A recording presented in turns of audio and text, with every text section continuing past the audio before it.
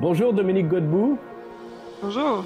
Merci beaucoup d'avoir accepté mon invitation. Vous êtes chargé de programme humanitaire à développement et paix au Canada. On va parler ensemble des Rohingyas pour qui les difficultés et l'urgence s'accumulent malheureusement. On va essayer de faire le tour de la question. Il y a énormément de choses à dire. Mais première question pour commencer, qui sont les Rohingyas ? Les Rohingyas sont une minorité ethnique musulmane issue du Myanmar, de la Birmanie, qui est un pays majoritairement bouddhiste, qui sont victimes de discrimination et de violence depuis plusieurs décennies et qui ont donc quitté le Myanmar par vagues à travers les années. Et évidemment, la vague la plus importante là remonte à 2017, lorsque pratiquement 1 million de Rohingyas ont traversé la frontière de l'État Rakhine dans le Myanmar pour se réfugier à Cox's Bazar au Bangladesh. Pourquoi est-ce que justement ils sont victimes de violences et de persécutions comme ça ? Parce qu'ils sont pas reconnus comme de nationalité birmane. En fait, les autorités, la junte militaire au Myanmar reconnaît certaines nationalités, certaines ethnies vraiment comme une nationalité birmane et eux prétendent que les Rohingyas sont en fait des gens qui sont venus du Bangladesh, donc qui ne sont pas réellement des Birmans de souche et veulent qu'ils retournent au Bangladesh en fait. Alors dites-moi si je me trompe, mais selon les chiffres que j'ai vus, je crois qu'il y a à peu près 1 million de Rohingyas installés aujourd'hui au Bangladesh, notamment dans des camps de fortune. Est-ce que vous pouvez nous expliquer un petit peu dans quelles conditions ils vivent précisément, à quoi ressemblent ces camps ? En fait, ça ressemble vraiment à une ville. Je dirais bien sûr que je suis allée plusieurs fois là dans les deux dernières années. Au début, c'était pas très organisé, c'était très rudimentaire. Évidemment, ce l'est toujours, mais je dirais que depuis 2 ans, il y a eu des efforts considérables qui ont été faits par la communauté humanitaire et par le gouvernement du Bangladesh pour améliorer leur situation. Donc, c'est comme une grande ville, il y a des routes. Les gens, c'est surpeuplé, donc il y a beaucoup de bruit. C'est 80% des femmes et des enfants. Alors ça c'est marquant, je dirais là. Et évidemment, ils habitent dans des abris de fortune, donc c'est pas viable sur le long terme. Ils sont dépendants de l'aide humanitaire pour, par exemple, la nourriture. Ils n'ont pas le droit de travailler, ils n'ont pas le droit de sortir des camps. Et donc, ce n'est pas une solution viable à long terme. Et je m'inquiète vraiment à savoir qu'est-ce qui va se passer avec ces gens-là une fois que l'aide humanitaire va se tourner vers une autre crise, où il n'y aura plus de ressources. C'est clair que le gouvernement du Bangladesh n'aura pas les ressources pour subvenir aux besoins de tous ces gens-là. Ça, c'est pour la situation que vous avez vous-même vue en voyageant là-bas. Et puis à cela s'ajoute malheureusement la crise du coronavirus qui ne les a pas épargnés. Comment vivent-ils cette situation très particulière ? On imagine que c'est pas évident de mettre en œuvre des distanciations sociales ou physiques, des mesures sanitaires dans la mesure où ils vivent dans des conditions comme vous les avez décrites. Comment est-ce que cela se passe ? Effectivement. Premièrement, il faut dire que le premier cas de coronavirus a été déclaré la semaine dernière dans les camps. Donc, on peut quand même douter vraiment de ce chiffre-là parce que leur capacité pour tester est très limitée. Mais bon, à partir du moment où ce cas-là a été détecté, je crois que si je me trompe pas, là, à partir d'aujourd'hui, ils ont 6 cas détectés. Ces cas-là ont été mis en quarantaine et bien sûr, il y a eu ensuite une enquête qui a été faite pour voir avec qui ils avaient été en contact. Mais vous avez tout à fait raison que des mesures de distanciation sociale dans un contexte de 1 million de personnes entassées l'un sur l'autre, c'est pas possible.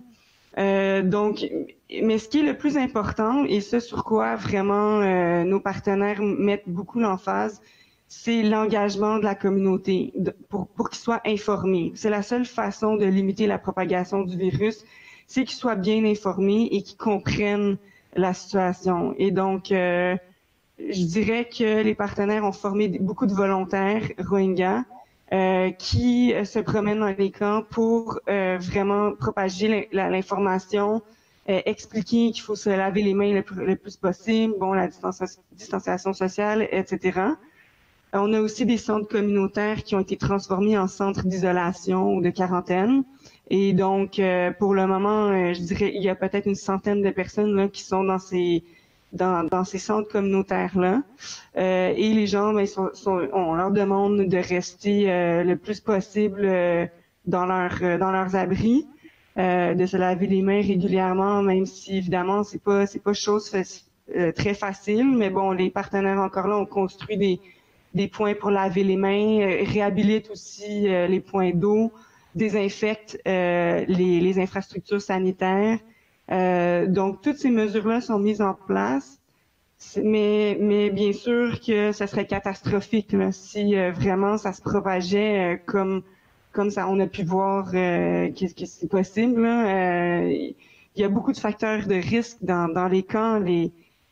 Comme je disais, c'est surpeuplé, les infrastructures sanitaires sont très rudimentaires et évidemment la capacité, surtout pour médicale, pour répondre, elle est très limitée. Hein. Donc c'est préoccupant. Mm-hmm. Ma question est peut-être un petit peu rudimentaire, mais après tout ce qu'ils ont vécu, l'exode, les persécutions, les violences depuis la Birmanie jusqu'au Bangladesh, est-ce que ils sont inquiets aujourd'hui du coronavirus? Est-ce qu'ils ont conscience des dangers parce que peut-être que ce virus n'est pas à la hauteur de tous les drames qu'ils ont pu vivre avant et peut-être que donc ils vont relativiser les risques? C'est une excellente question en fait parce que quand je disais que l'information est très importante, c'est effectivement, il y avait vraiment un scepticisme, si je peux dire, qu'il a fallu combattre. Et il y a encore un stigma, il y a encore de la désinformation. Donc, effectivement, les gens, au départ, prenaient ça peut-être moins au sérieux, disaient que c'était une maladie qui avait été amenée par les Occidentaux dans les camps. Donc, il y a eu un stigma aussi envers le personnel humanitaire. Et donc, ils ont pas pris au sérieux et aussi ils ont une certaine méfiance envers les soins de santé que peut-être qu'ils pourraient avoir là, des humanitaires ou des cliniques au Bangladesh. Donc ils préfèrent se tourner vers des solutions peut-être plus je dirais locales là, dans les camps et ça il faut vraiment combattre ça, ces stigmas-là, cette désinformation-là.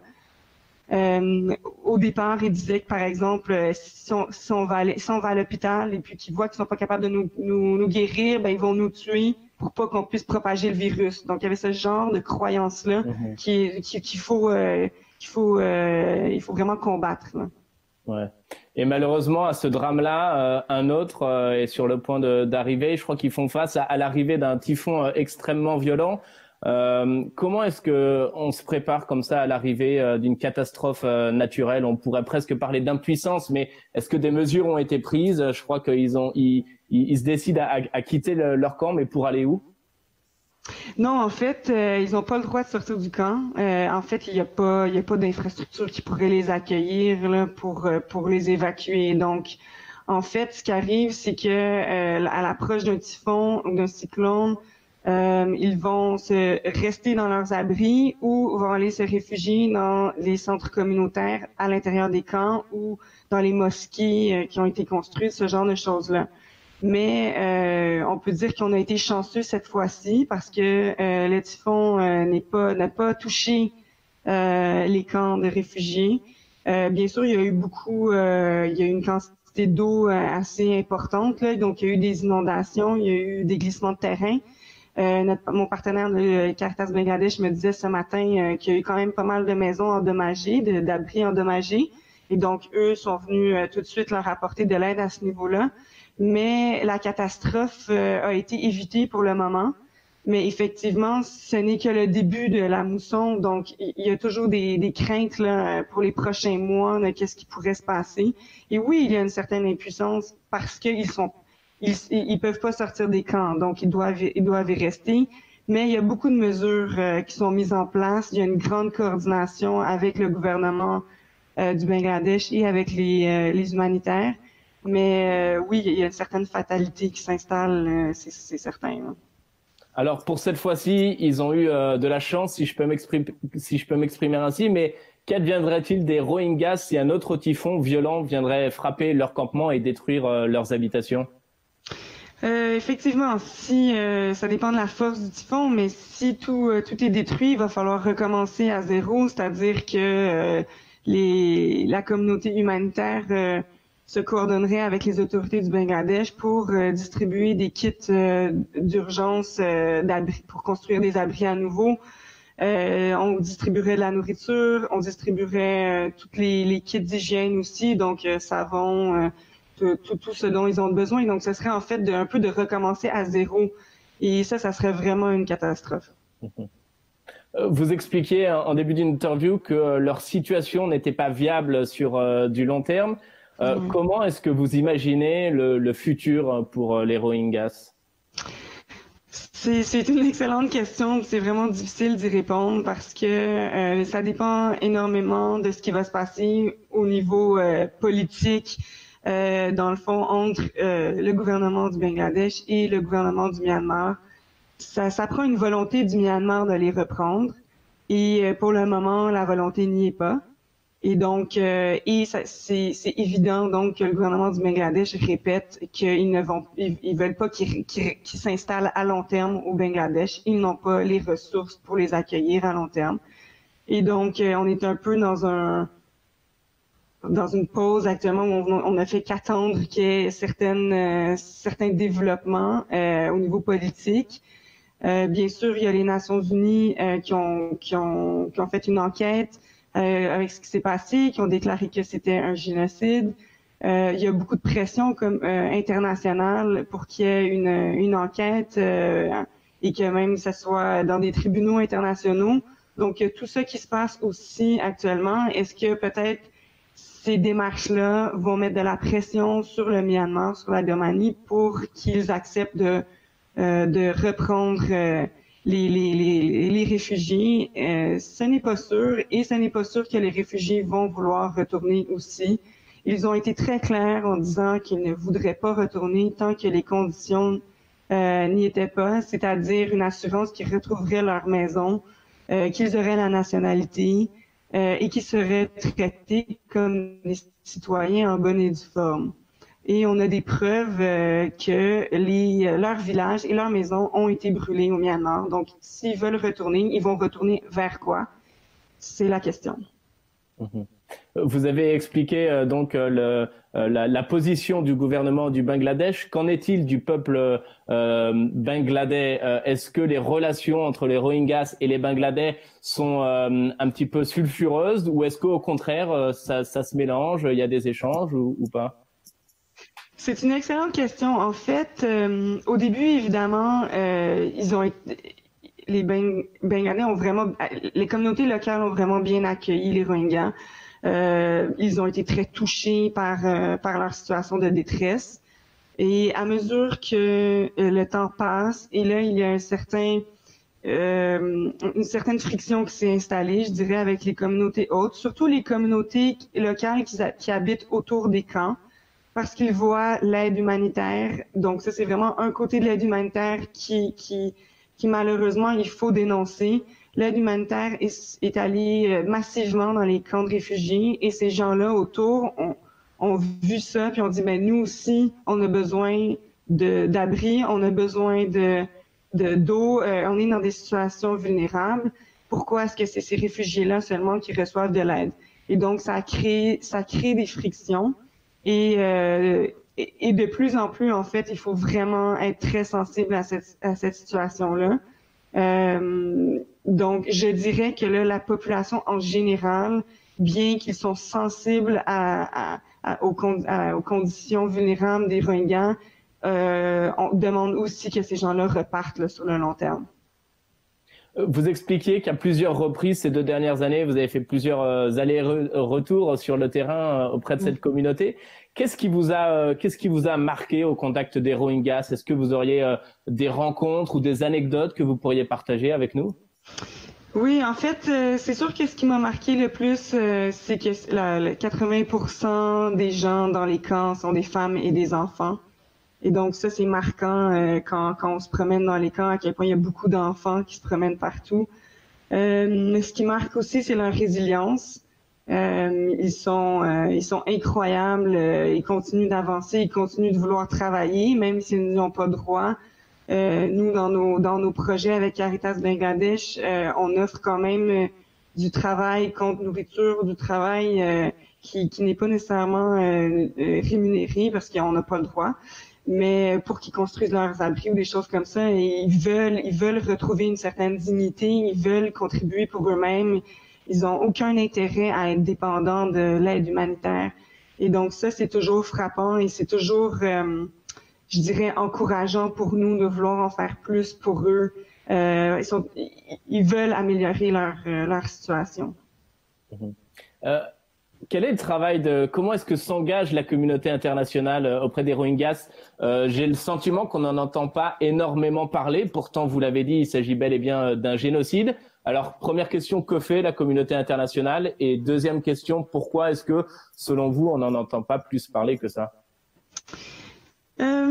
Je pense que la raison pour laquelle on en entend peut-être un peu moins parler, c'est que ça a été quand même un drame qui est arrivé sur plusieurs autres drames. Si on parle de la crise syrienne, par exemple, les États-Unis sont très engagés dans la crise syrienne, donc on se sont pas du tout engagés dans la crise des Rohingyas.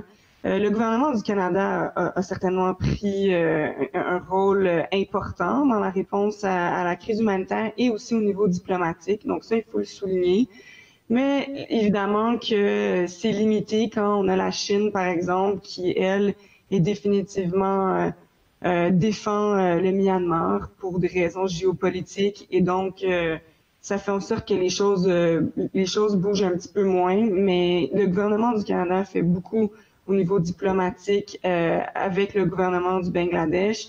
Peut-être vous souvenez-vous que Bob Rae avait été nommé comme un peu représentant du Canada pour les Rohingyas. Il a été très vocal sur la situation. Il a rédigé un rapport après sa visite là, en 2017. Donc, c'est ça. Au niveau diplomatique, le Canada s'est impliqué, mais c'est limité quand on a donc les gros joueurs, si je peux dire, ont pas mis leur attention sur cette crise-là. En 2017, après une première étape en Birmanie, le pape François s'est rendu au Bangladesh. Il a rencontré une quinzaine de Rohingyas, il les a entendus et il a même demandé pardon au nom de ceux qui les avaient fait souffrir. Que peut-on retenir de cette rencontre et quel sens aussi pourrait-on donner à cette rencontre? On peut retenir que c'est un geste de solidarité extrêmement important. Et je crois vraiment que ça a donné, en tout cas au niveau des Caritas, ça nous a vraiment donné une grande motivation supplémentaire. Et au niveau des Rohingyas aussi, qui se sont sentis qu'ils n'étaient pas oubliés et que dans le fond, nous sommes tous dans la même situation, la même maison commune. On partage les mêmes valeurs et je pense que ça les a aussi encouragés. C'est certain que c'est très délicat comme situation au niveau politique et donc je pense que malheureusement, comme je disais, au niveau diplomatique, c'est limité et donc c'est pour ça que le rôle de l'Église est d'autant plus important en fait. Et vous, à Développement et Paix, très concrètement au quotidien, comment est-ce que vous venez en aide aux Rohingyas sur le terrain? Qu'est-ce qu'on peut retenir de votre action sur place? En fait, on a eu la chance d'avoir beaucoup de Canadiens qui ont démontré une grande générosité lors de la crise des Rohingyas. Et donc, avec les fonds qu'on a ramassés, on a pu réhabiliter et construire des points d'eau, on a pu construire des abris, on a distribué des réchauds parce que cuisiner avec le bois, ça faisait de la déforestation. Et donc, c'était vraiment un problème au niveau de l'environnement et de la sécurité des femmes et des enfants qui allaient chercher le bois. Donc, on a distribué des réchauds. Et donc, on continue notre travail et aussi avec l'appui d'Affaires mondiales Canada. On vient d'obtenir là, des financements à nouveau, une 3e subvention sur 3. Donc, c'est la 3e année où on est appuyé par le gouvernement du Canada aussi pour construire des abris pour les réfugiés les plus vulnérables. Et à présent, pour ceux et celles qui vous écoutent et qui nous regardent, comment est-ce que ces gens-là peuvent humblement contribuer à venir en aide aux Rohingyas? Qu'est-ce que l'on peut faire?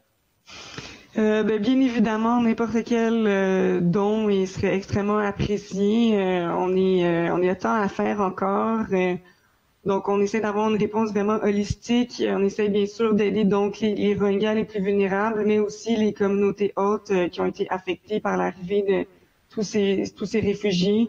Et donc, on les aide par exemple à rétablir leurs moyens de subsistance. Donc ça, c'est un moyen de nous aider. Bien sûr aussi, c'est de faire du plaidoyer auprès du gouvernement du Canada pour continuer de mettre la pression sur le Myanmar pour que la situation se débloque au niveau politique, pour qu'on voit une solution à long terme et bien évidemment pour qu'ils respectent les droits des Rohingyas qui sont restés au Myanmar et qui sont encore victimes de persécutions. Dominique, pour conclure, qu'est-ce que l'on pourrait vous souhaiter pour la suite de votre mission? Je pense qu'à moi, c'est peut-être pas me souhaiter à moi, mais certainement aux Rohingyas du courage pour la suite parce que la situation se complique comme vous l'avez bien dit. Plutôt, c'est non seulement il y a le coronavirus, mais il y a la saison de la mousson qui commence. Et donc, ça fait crise sur crise sur crise. Et ça, c'est inquiétant. Donc, c'est certainement prier pour eux et pour leur donner du courage. Merci beaucoup, Dominique Godbout, d'avoir répondu à mes questions. Je rappelle que vous êtes chargé de programme humanitaire pour Développement et Paix au Canada. Merci beaucoup. Je vous en prie. Au revoir.